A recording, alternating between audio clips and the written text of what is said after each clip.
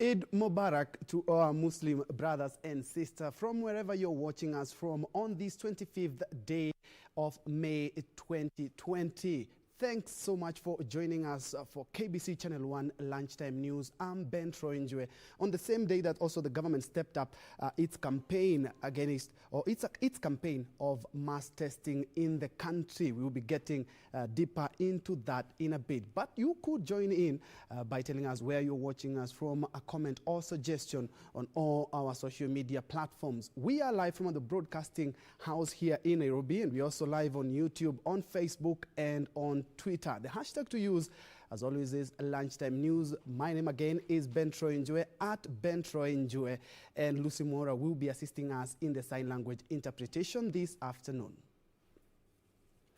Well, we do begin with the government's effort of mass testing in the country, and right now we are crossing over to the High Reach Primary School in Kangemi, where our reporter Kamche Menza is on standby with the latest. If Kamche, you can hear me, kindly bring us up to speed with what is happening there. Indeed, Troy, good afternoon to you. We are coming to you live from, like you said, High Ridge Primary School here in Parkland's Westlands constituency.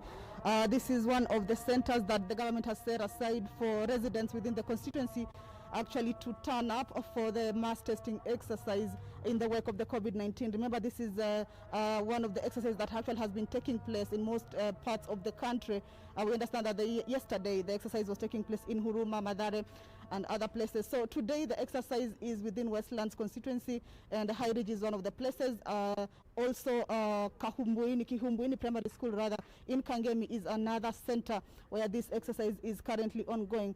And the target, the government says that on a daily basis it targets to reach, the mass testing has to reach about 1,000. So at High Ridge we were told that the target today is about 200, and then at Kangemi Kihumbuini Primary School they are targeting to reach about that is 800. So that when they combine, the two areas can have about 1,000 samples actually for the testing of the COVID-19 disease. So basically what is currently happening is that what we saw, the turnout, we could say it's a bit encouraging. While a few days ago we were at Isili and the other areas that have been conducting mass testing, we have seen a bit of low turnout. But today we could actually say that the turnout has been very high. Earlier on when we were at Kihumbuini, the turnout was very high. We saw that people were many there, and we spoke to the health officials in that area, and they were saying that people have come out in large numbers. And of course we understand that it's an open ground, but of course we understand that they were actually letting people to come in portions so that just to avoid the gathering and all that, but actually the number was high. One thing to note is that there have been people from the hotel industry, the food handlers, as well as the truck drivers. Remember, these are some of the groups in the population that actually need the certificates for the COVID testing so that they could be able to continue with their work. And what actually we've seen is that what they were saying is that they will be helped to go through the process of testing. But again, this mass exercise doesn't give the certificates that these people actually need for them to be cleared for actually to continue with their work. But what what they can do is that they can use the results that they'll get from here actually to try and process the certificates. And again, one thing they were saying is that most people have been failing to show up for the exercise because they know that probably they will not get their results. But what they're telling us is that a part of the details that they usually give out is their phone numbers and their email addresses, and at the end of the day, once the results are out, these people usually receive text messages in their phones or emails to give them their results, whether they're positive or they're negative, and then again the due process continues. So basically what we're here at High Ridge, and it's one of the areas that the population here is of the high end, but what we understand there is an area that is within the parklands that has the low end, and what we have seen actually here is that most of the people that have turned up for this exercise here at High Ridge, regardless of the population that is of the high end, actually is people from the lower end. I understand there are people from some place that is called Deep Sea, but this is the queue that people actually are on, waiting to give out their details and to undergo the process. I'll just join a few of them just to give Kasonga Karibu Kidogo. Kama unaweza kuniambia jina lako, umetoka pande gani, na ni kwa nini umekuja kwa zoezi hili, unaoneleaje na zoezi zima limeendaje kufikia sasa? Okay, kwa majina naitwa Vincent Makori. Nakaa Komarok, but I work up at Westlands in one of the hotel. So I choose it to be here to get the results so that I can present it to the hotel industry. Yeah. We understand that the hotel workers, there is a place that you're supposed to go for you to be given certificates. What we are told here is that you will not get certificates. How do you plan to go about this? Okay, they said that they will send us the message through our emails so that we can just present them to the relevant authorities when we are given the results. Okay, yeah. But also, I urge the government to, on this mass testing, to provide the certificate so that we can run our business as usual. Do you think financially you are unstable maybe to cater for that certificate, that the charges that are there? Yeah, basically that's why I'm here, because this one is for free. Yeah. All right, Troy, like you heard it from those who are lining up here, especially those who are food handlers and who have been missing out on their work for a very long time, and actually are needed to get the certificates. Okay, they think the government should enable them get the certificates from the mass testing. So that is the situation here. We will be going back to Kakihumbuini to see the situation on that ground, and at the end of the day, we will manage to talk to the health officials to actually tell us whether they have attained that 1,000 target that they are seeking to find this day. Back to you, Troy, in studio. Thank you so much, our reporter Kamche Menza from High Ridge, where the mass testing today is also in several other estates, including Huruma and Madare. And as she has pointed out, is that the tracing continues and the turnout is encouraging. Not so many people and not so few people, and they are targeting at least 1,000. Of course, we will bring you a much comprehensive report in our subsequent bulletin. Still on the coronavirus, researchers at the Kenya Medical Research Institute are examining the possibility of developing an immunological assay and antibody test for COVID-19. Researchers at the Kilifi-based research institution said the move is aimed at complementing government's diagnostic test that seeks to establish those who might be carrying the virus. Purity Musel with that report. A day after the Ministry of Health declared that most Kenyans were giving inaccurate details during COVID-19 testing, further complicating contact tracing. Researchers at Kenya Medical Research Institute, KEMRI, in Kilifi seem to have gotten a solution. The researchers have developed an alternative tracing method that can detect virus footprints or antibodies on patients to track the number of people who may have been exposed to COVID-19 in local population. Out in the community and collect samples to allow us to understand the diseases we're investigating. We have a biobank team that manage all the samples in -80 storage, and the biobank samples are about 1 million. We have a data and IT team that supports the equipment and machinery that we have to support the research work. And we have a lab and health and safety team and a quality assurance team. The move, according to researchers at the KEMRI Wellcome Trust in Kilifi County, is part of KEMRI's COVID-19 response aimed at helping in understanding the way the novel virus behaves in various populations. As we get the materials that we are then going to test, those materials are stored at very low temperatures. We have the big freezers that you can see behind us. These are like your home freezers, except that the home freezer is at -20 degrees, and these are at -89. The antibody test checks whether a person has developed antibodies against the coronavirus, which may mean that person has at least some immunity. Kenya's only adopted molecular-based testing for COVID-19, which involves inserting a 6-inch long swab into the cavity between the nose and mouth for several seconds. The test already has approval from medical regulators in the EU and the United States. Purity Museo, Channel 1 News. To some politics now, a section of Narok Muslim clerics have called on leaders to bridge the widening political differences in the country. Speaking when they marked the end of the holy month of Ramadan, the clerics said unity remains paramount in Kenya's quest to defeat the coronavirus pandemic.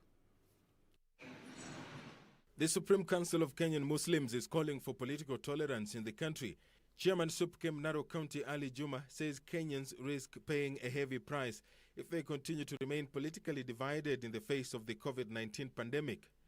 Kwa hivyo mtuongoze kwa uzuri, tuongoze kwa patience, kwa sababu kama mtakosana alafu sisi naye tukosane, tutakuwa na Kenya gani? Tutaongozwa na nani?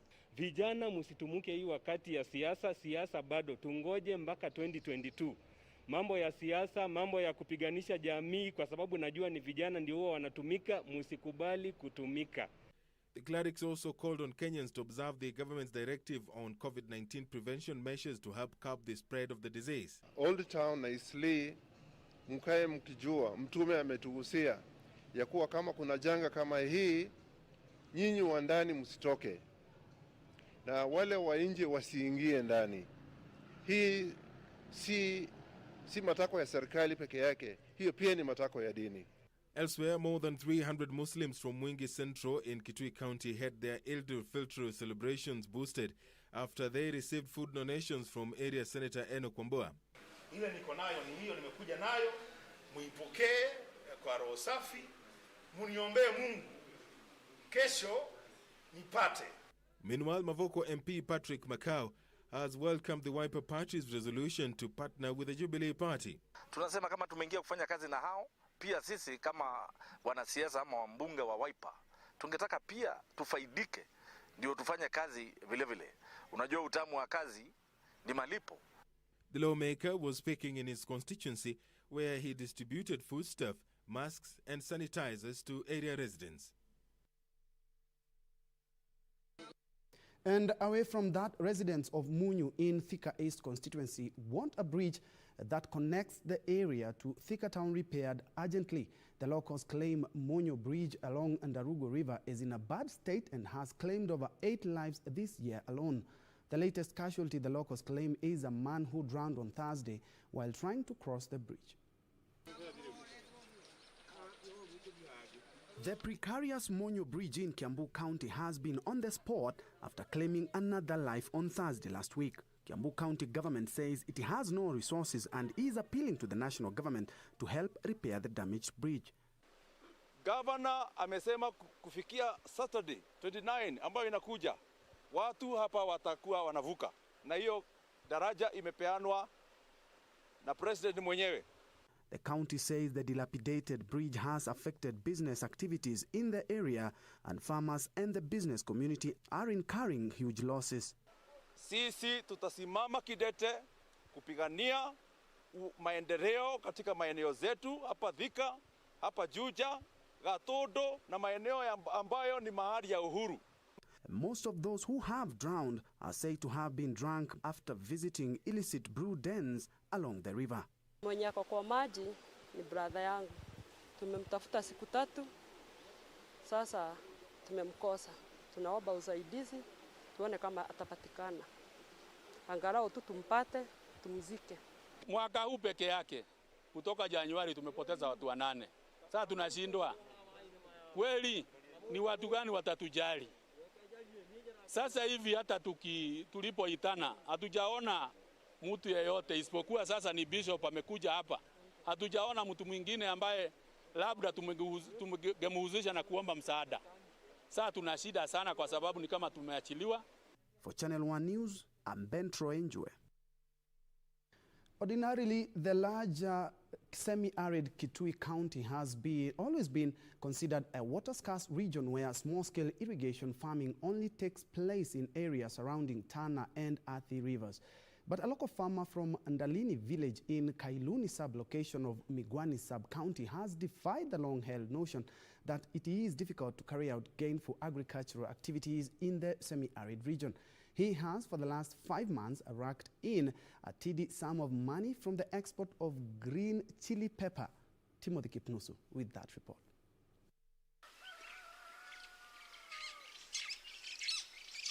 This beautiful, serene environment is a small heaven for Josephat Ituka. During a visit to his 5-acre farm at the dry and sun-scarred Ndalini village in Kailuluni sub-location of Migwani sub-county of Kitui, we found him supervising workers as they tended to the lush green chili pepper crop. He ventured into this agribusiness project in January this year. So when we visited the farm, they told me that we can grow chili here. The soil is ideal, the climate is ideal, and above all, we have got a permanent water source. So we decided to form this company so that I can grow the crop and we can do the business of exporting it. Regarded as a trailblazer in agribusiness in the area, Ituka says he invested an initial capital of 700,000 shillings to start the pepper farming project, and so far he has had 3 harvests. Because I had seen some in Yatta, around Yatta there, and I had a contact with some people who are dealing with this crop, who are actually exporters of the crop. So they decided to come and look at my farm and see whether it can produce, we can grow chili there. In the second half of March, he exported 2 tons of pepper, which he sells at 70 shillings per kilogram. In early May, he had exported another 2.3 tons of African bird's eye pepper, which is usually popular in Netherlands, Germany, and the United Kingdom. Buyers come, or the exporter comes all the way from Nairobi here without much problem. But again, we have to be allocated time because he has to collect here because the planes which carry cargo are also fewer. So they are also to be given quota system. How much are you going to take? So if I have all the crop ready and he's given a lower quota, then it means I'll only harvest what I can take to the market. So that is a big challenge.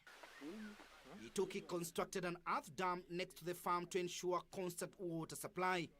He, however, notes the outbreak of COVID-19 has affected his agribusiness as exports are now limited. Reporting for Channel 1 News, I'm Timothy Kipnusu. And on that encouraging note, we are taking our first short, quick break. But when we come back on the other side, more news, including sports.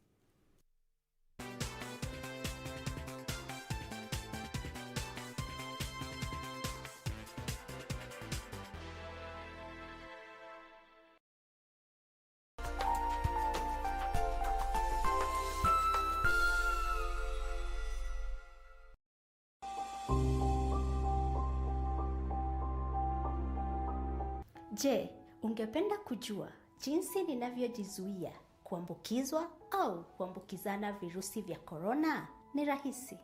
Mwanzo, ninaziendesha shughuli zangu zote za kikazi na hata za kibiashara kutoka papa hapa nyumbani kwangu. Baadaye, ninaitunza mwili wangu vyema kwa kuiweka katika hali iliyo sawa kupitia mazoezi ya mara kwa mara na pia lishe bora. Mwishowe, ninaungana na jamii yangu pamoja na marafiki zangu kupitia njia ya simu au mtandao ili kuzuia dhiki na upweke wakati huu mgumu. Kumbuka, haijalishi kama uko na virusi vya korona au la, salia nyumbani.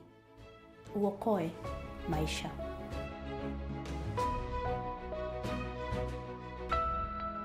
This message has been brought to you by the government of Kenya and its partners.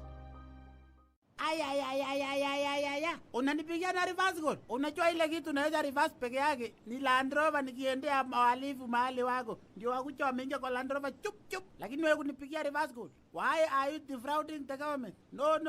Look for the airtime and call me. Okay? Kupata police reverse, bonyeza star 811 star 960 hash. Bonyeza star 811 star 960 Unasikia? On the next episode of Corner. Me, the harder I try, the more guarded he gets. Well, that's just because you're the only one who can get to him. Not true. It is true. A manager will not show up at my house in the morning to discuss our personal relationship. Why are you being so mean? I trust you understand that it must not look like sabotage. Of course, but I need an assurance from you. What happens after I do this for you? Do I have to repeat the same thing over and over again? And you're not children!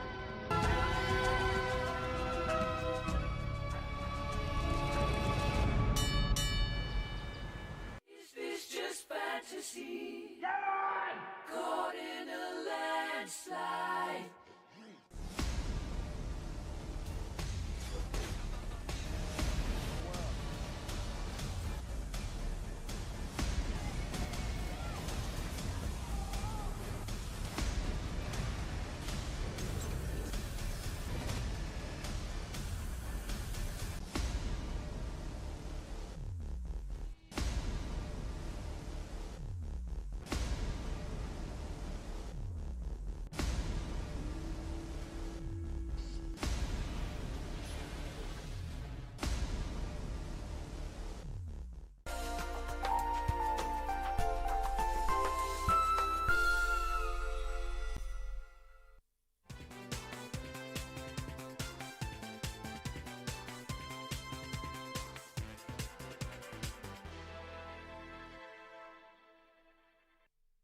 Welcome back, and in case you're joining us now, this is Channel 1 Lunchtime News.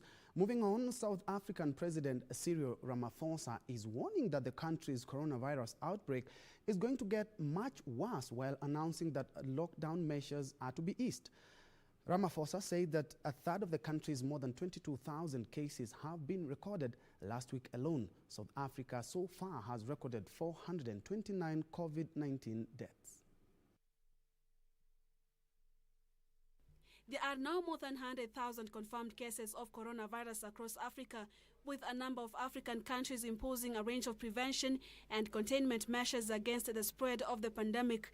The president of South Africa, Cyril Ramaphosa, has warned that the country's coronavirus outbreak is going to get much worse, while announcing that lockdown measures are to be eased. However, the president said the current lockdown could not be sustained indefinitely. He announced that from June 1st, more restrictions would be lifted. South Africa has the highest number of COVID-19 in Africa, with 22,583 cases and 429 deaths. Ghana's President Nana Akufo-Addo has hinted at easing restrictions, citing the need for normalcy. The president said consultations would be concluded this week, and he would subsequently announce a roadmap for easing the restrictions.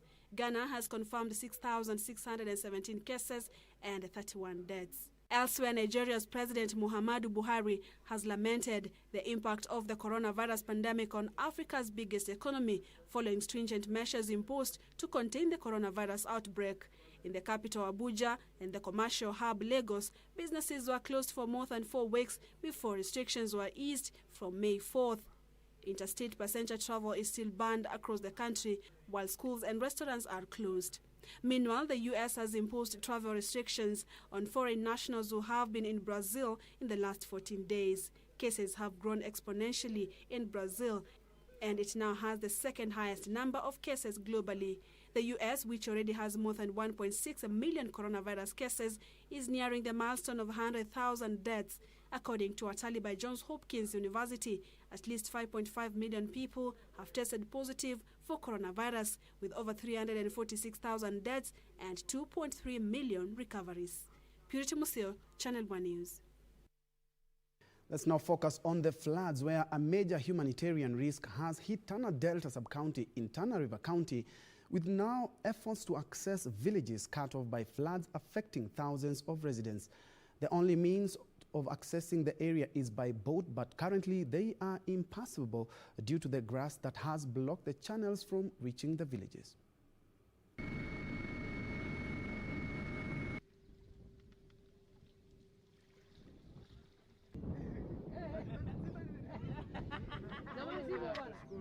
Tukapita hata boti yenyewe shida kuokoa watu. Hawa watu si hadi kupenda kwao kukaa hapa, wamekonza means ya kwenda nyanja za juu. Lakini saa hii wakipata means wako tayari kwenda hizo mara kama hizo. Lakini saa hii hawapati means yote ya kwenda pale juu. Ndiposa wame stranded hapa, na saa hii hata kwa boti huwezi kubeba, maana yake mto si safi, mto saa hii imeziba, kwa hivyo tuwezi tukabeba. Kwa hivyo sisi tunawaambia serikali. Iko serikali ya aina mbili, serikali ya county government na serikali national government. Hawa watu wote ni katika wale serikali, hizi serikali mbili. Lakini ajabu iliyoko, kuanzia mpaka saa hii hakuna intervention yote serikali imekuja kufanya, ama kuja kuulizia, ama kuja kujua tathmini ama monitoring kwamba ni watu wangapi wameathirika. Elsewhere, the government has deployed General Service Unit officers to the volatile Ololoipanki and Olorushi areas in Narok County following community clashes that left 2 people dead and scores seriously injured on Saturday. Narok County Commissioner Samuel Kimiti said the security officers have been dispatched in the region to reinforce regular police on the ground, with 1 suspect arrested in connection with the skirmishes. The fighting between 2 clans at Oloruasi and Oloipanki in Narok County left 2 fatalities, scores seriously injured, and several houses torched. The clashes that erupted on Saturday evening is believed to have been sparked after a cow was allegedly stolen from Oloruasi village. Hii ni jambo ambalo haziwezi kuruhusiwa kamwe. Na ningetaka nionye hii jamii ya Kipsigis na Masai, hapa hakuna kitu ya kupigana. Ni utovu wa nidhamu, ni hujaji wa sheria na haiwezi kuruhusiwa kamwe. Narok County Commissioner Samuel Kimiti said the police have already launched investigations and are tracking down the suspects. 1 suspect has already been arrested and is being held at Ololunga police station. Yote atakayoonekana na silaha, yote atakayoonekana kikibia hapa na pale ama akipiga nduru, serikali itachukua hatua ya kisheria. Committee said General Service Unit officers dispatched in the area to end the violence. Area Member of Parliament Korei Olelemain, who accompanied the security team, called for peace and cautioned residents against being incited by politicians. Sikubali wanasiasa kukuja kujaribu kupea nyinyi incitement kwa sababu ya mambo yao ya kesho. Hiyo nikiwa mjumbe wa hapa sitakubali. Ben Chumba, reporting for Channel 1 News. Now, the coronavirus pandemic has disrupted life as we know it, with thousands of Kenyans no longer able to provide for their families, leaving vulnerable populations dangerously exposed. With the hotel industry among the sectors worst hit by the pandemic, street families who largely depend on leftovers from hotels have faced the brunt. Channel 1's Caroline Kamau spent a day with John Mwangi and highlights the plight of those living on the streets in the wake of the coronavirus pandemic.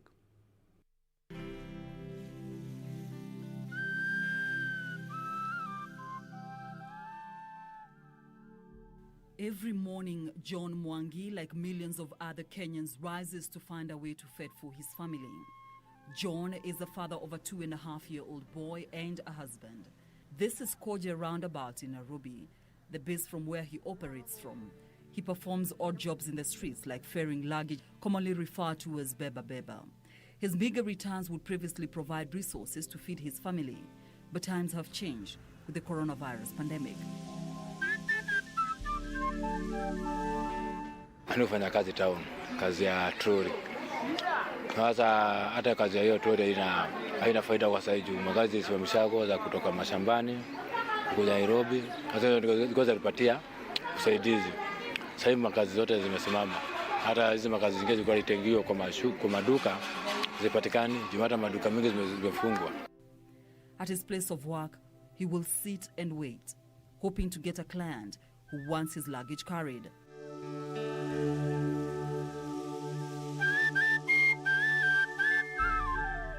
Before COVID, nilikuwa pata hata mbili nilikuwa pata. Hata mbili. Na sasa kulingana bado sikuwa troli ni ya kulipa. Sasa kutoka jioni ile troli inahitaji 100. Bado iko ile harakati. Kwa ile harakati bado tu kwa ile nimepata 1,200 pale ndio ranch na Nairobi hojo bado iko juu. Bado hojo mahitaji bado hata mimi mwanaume kitu kaka sigara ama kanywaji hiyo ni kawaida. Sasa ukipiga hesabu na itafika kwa bibi angekosa kwa siku yake angekosa 500 yangu yenye kumfikishia. After hours of waiting, he returns home to his family. Hata asubuhi nimeamka nikaenda town. Sasa kwa town nimeshinda hapo nikaona sasa atakula kitu nafanya kwa natoa nirudi kanisha tu na familia yangu. Kidogo kama tupata ile usaidizi tutapata. Sasa huko town hakuna usaidizi yoyote napata. This alley in Gara is where some of the street families have put up. This is what they call home.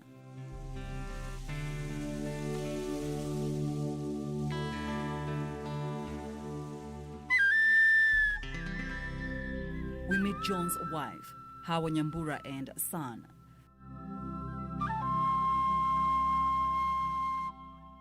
Life in the streets is not easy, but this is what he has known since the death of his mother. Feeding his family, he says, has become extremely difficult. Hii corona ilikuja, sambo ilisimama tu mara moja. Makazi ikasimama, transport ikakuwa ni ngumu hata hiyo ya watu kuja, mpaka kufungwa. Sasa tukahangaje?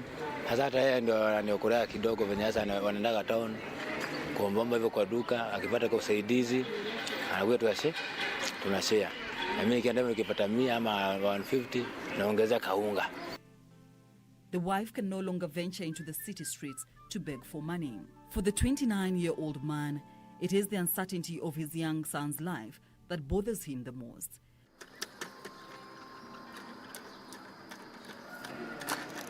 Matumini yangu ni naomba tu wanaweza saidika kimasomo, na wakitoka shule wanakuja wanapata pale pazuri wanaweza pumzika. Watu shule zimefungwa, na after hapo hata venye unaweza unashata mwanzo wako pale mlitoka ushagu. Sasa hata ushagu ajui, sasa hata fare ipatikanagi. Sasa tumezwa tu katu hivyo ki state family. As we continue with our conversation, this woman also from the streets approaches us. John's wife, however, is not amused, and a scuffle soon ensues.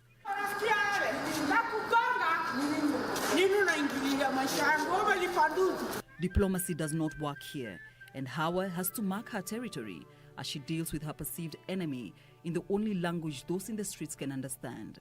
Their obvious challenges have, however, seen the Sarakasi Dome, Crime C poor, and Kenya Police come together to ensure these families have one hot meal a day.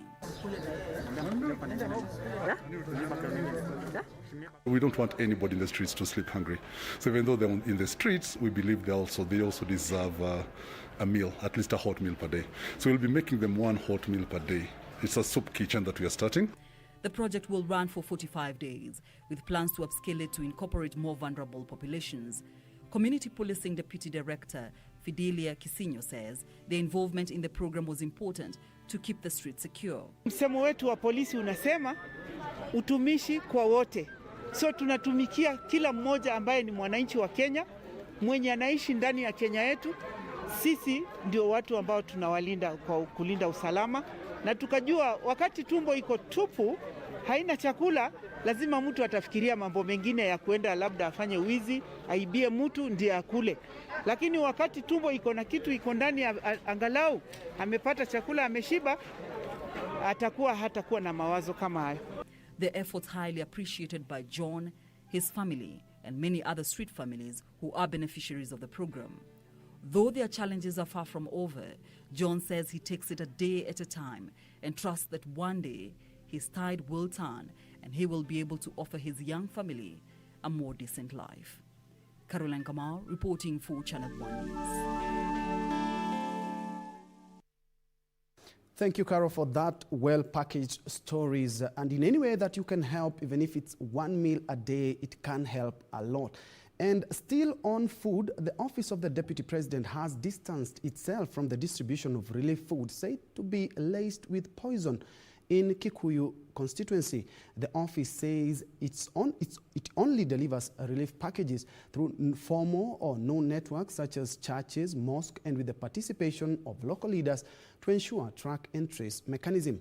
In a statement to Newsroom's Communications Secretary in the office of the DP, David Mugonyi, says those behind the distribution of the contaminated food are engaging in political thuggery for other reasons. Mugonyi says reports from locals indicate that the strange food donation in question were hurriedly thrown from moving vehicles to unsuspecting public with fake branding.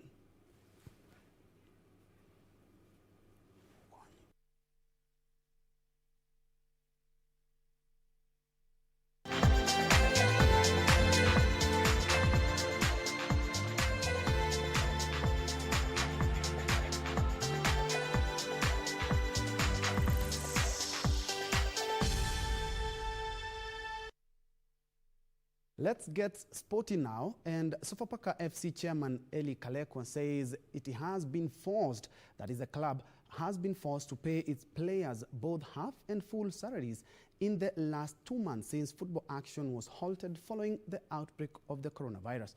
The government banned public gatherings on March the 16th, resulting to suspension of football leagues, a move that rendered players' income less, with clubs struggling to pay their playing and non-playing staff. Speaking to KBC Sports on phone, Kalekwa said the club has been forced to implement the pay variance to the 25-man squad following the economic disruption caused by the coronavirus pandemic.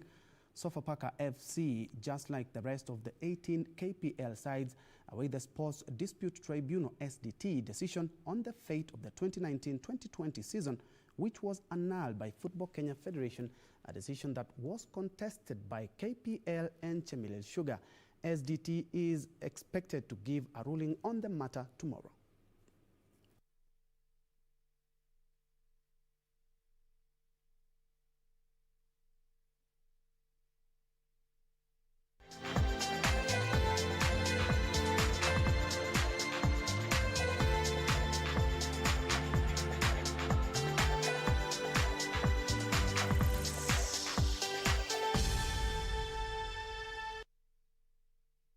And on that note, we wrap up Channel 1 Lunchtime News.